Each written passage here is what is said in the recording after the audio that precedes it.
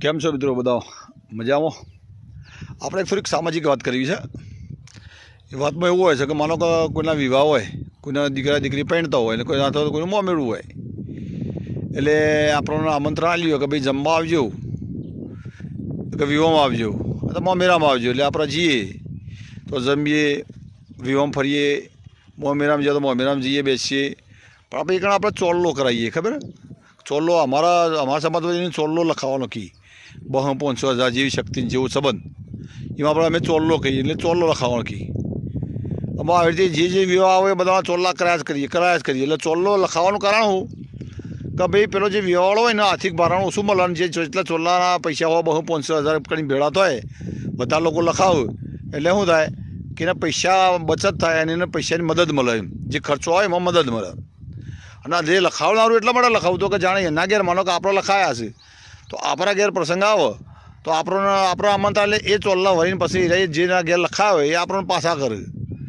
એટલે આપણને શું થાય, આપણે વખત ટેકો થઈ જાય. પણ આમાં નવો નાટક જેવો થાય છે ખબર?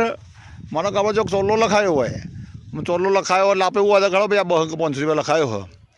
આમાં આપણા ઘેર કોઈ અવસર આવ્યો કે છોકરો પહેણતો કે મોમેળાનું કે ગમે, પણ આપણે આમંત્રણ લે એટલે પેલા ભાઈ તાલાક અમુક લોકો એવા નંગ પેદા થયો ને આમ તો કે ખાઈ જોઈએ ખરા, પણ મારા ચોલ્લો ન લખાવો.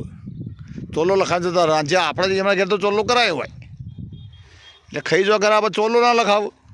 મને મોમેરામ જાય આપણે એના મોમેરામ ચોલ્લો કહીને આપણે મોમેળો એટલે ચોલ્લો ન કરાવો. હવે આ વ્યક્તિઓ શું કરવાનું? મારે આમાં ચોલ્લો ઉઘરાવા હવે આપણે લિસ્ટ ચપવા થાય બેસીએ કે આ લોકોને અમે ચોલ્લો કરાયેલો છે એના વિવાહ કે છોકરાનો 200 કે 300 રૂપિયા, તો આપણા છોકરો ભણાવ્યો કરતા આ લોકોએ ચોલ્લો કરાવ્યો જ નહીં. આપ કરાવવાનો મતલબ કે પેલો પાછા હાલ આમ બોલીને થોડા આ થોડી નહીં રકમ હાલ. એટલે આવા પ્રશ્નો જે સમાજમાં ઉદાહરણ આવા તો અસંખ્ય લોકોને અનુભવ થયા છે. કેટલાય લોકોને કે હોમલ્યા વ્યક્તિ ચોલ્લો આપણે કરાવ્યો કે ભાઈ આપણે અહીંયા આવો આવશે એટલે હંતાઈ જાય કે ચોલ્લો નો જ કરાવવા. હું પ્રશ્ન મેન કહેવાનો એ છે કે આવા વ્યક્તિઓ પણ ચોલ્લો ઉઘરી આપો કે શું કરવું?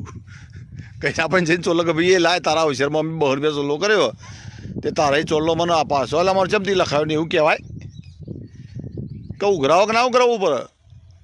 કે દરેકને ખરેખર તો પોતાની નૈતિક ફરજ સમજી અને એ ચોલ્લો ખરો ને જે લખાવવાનો હોય લખાઈ દેવો પડે. સમજવું પડે કે પેલા ભાઈ આપણે મદદ કરી છે તો આપણે હમો લખાવવો પડે. પછી આપણો તાલ એટલે હંતાઈ ન જવાય. એટલે આવા કેટલાક નમૂના છે. અને આ એક જોરદાર પ્રશ્ન ચાલે હાર્યો કારું ચોલ્લા લખાય ને હમણાં તાલ તો અમને આવા તો દરેક અસંખ્ય જગ્યાએ બનતું છે.